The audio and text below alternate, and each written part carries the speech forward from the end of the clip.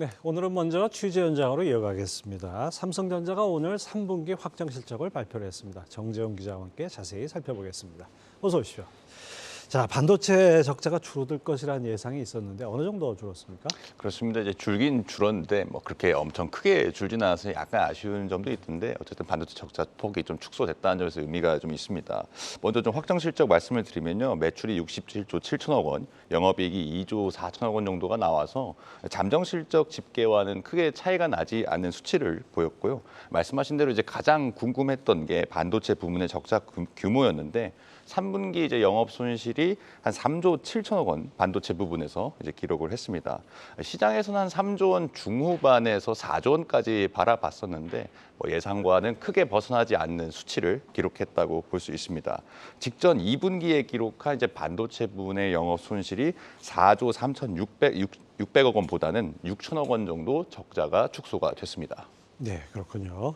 자, 반도체 적자가 크게 줄지 않았음에도 불구하고 전체 영업이익이 시장 전망치를 웃돌았다. 이거는 뭐 휴대폰이나 디스플레이 부문에서 상대적으로 좀 성과가 괜찮았다. 이렇게 볼 수 있는 거죠?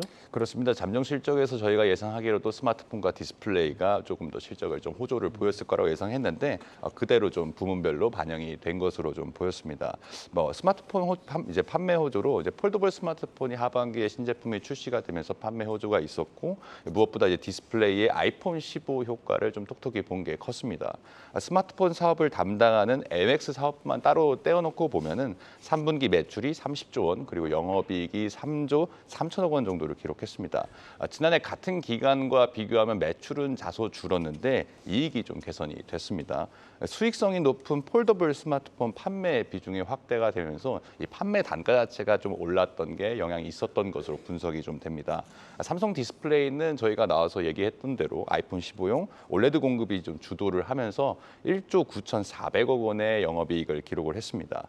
삼성전자는 이제 반도체 부문과 마찬가지로 앞으로 글로벌 IT 기기 수요도 점진적으로 개선될 것이다. 이렇게 좀 내다봤습니다. 네, 삼성전자도 그렇고 SK 하이닉스도 그렇고 이제 2분기, 3분기 거치면서 뭔가 이제 턴어라운드 하는 느낌은 확실히 있는 것 같아요. 그러면 반도체 적자가 당장 해소되는 건 아니지만 앞으로 점점 좋아진다. 이렇게 봐도 되겠습니까? 그렇습니다. 이제 당장 뭐 4분기부터 예전에 우리가 반도체 호황기 때처럼 뭐 영업이익이 수십조 원 나오거나 뭐 이런 것은 아닙니다만은 올해 상반기처럼 이제 전사 적자까지 좀 우려를 했던 그런 상황은 좀 벗어났다 이렇게 보면 될 것 같습니다.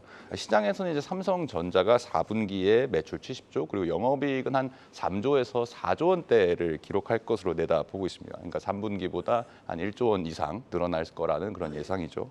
스마트폰 신제품이 다만 이제 4분기에는 좀 비수기고 디스플레이도 아이폰 효과가 3분기에 정점이었기 때문에 이익이 3분기만큼은 나오지는 않을 것입니다. 하지만 반도체 적자가 큰 폭으로 좀 줄어들면서 이익의 개선이 좀 될 것으로 보이는데 반도체 적자만 한 1조 원 이상 더 줄 수 있다는 그런 전망이 좀 나와서 반도체 적자 규모가 1조 원 중후반을 좀 기록할 것으로 지금 보입니다. 오늘 실적 발표에서 삼성전자는 이제 고성능 메모리 반도체 판매 호조를 좀 자신을 했습니다. 지금 현재 삼성전자를 비롯해서 SK 하이닉스 그리고 마이크론까지 고성능 고대역폭 메모리 그러니까 HBM 시장에 뛰어든 상황인데 지금 5세대 HBM3E 경쟁을 좀 3사가 모두 하고 있는 상태거든요. 그러니까 4분기부터 이제 판매 확대를 적극적으로 좀 추진을 해서 이 크게 성장하고 있는 AI 서버용 시장에서 어떤 주도권을 좀 잡겠다 이런 계획입니다. 그리고 방금 나온 이제 삼성전자 컨퍼런스 콜에서 이제 내년에는 올해 대비 이 HBM 생산 능력을 2.5배 이상 키우겠다 이렇게 좀 전망을 좀 내놓기도 했습니다. 또 이제 현재 주춤하고 있는 게 시스템 반도체 부분이거든요. 시스템 반도체 부분도 내년에는 이제 중요한 변곡점들이 좀 있습니다. 시스템 LSI가 이제 설계를 하는 부분인데 이제 내년 최신 모바일 칩 엑시노스 2400이 이제 1월에 출시되는 갤럭시 S24 시리즈에 탑재될 것으로 좀 유력하게 전망이 되면서 실적 개선폭이 좀 늘어날 것으로 보이고 파운드리도 현재 이제 올해 3나노 공정을 이제 시작을 했는데 여기서 발전시킨 3나노 2세대 GA 공정까지 양산을 본격적으로 이제 시작을 합니다. 삼성전자는 이제 올해 연간 시설 투자 규모가 53조 7천억 원 수준에 달한다며 역대 최대 규모의 투자를 단행할 것이라고 내다봤는데 이건 작년에 53조 1천억 원보다도 훨씬 늘어난 수치입니다. 네, 하여튼 뭐 긴 터널의 끝이 보이고 서광이 보이는다는 점에서 상당히 좀 반가운 실적인 것 같습니다. 자, 정재훈 기자 잘 들었습니다.